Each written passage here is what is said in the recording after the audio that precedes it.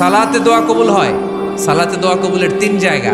একটা হচ্ছে তাকবীরে তাহরিমার পরে আমরা সানা পড়ি না, আমরা তো একটা পড়ি, আল্লাহর হাবিব সুন্নাহ এবং নফল নামাজে আরো পড়তেন সানা, ওই দোয়া কবুল হয়। দুই নম্বর জায়গা সালাতে সেজদায় পড়ে দোয়া করলে কবুল হয়।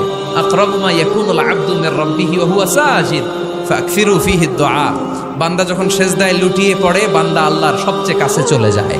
তা কিন্তু বিশ্বনবী বলে সেজদাটা তোমার রবের কুদরতি পায়ের উপরে পড়েছে। সেজদায় পড়ে দোয়া করেন।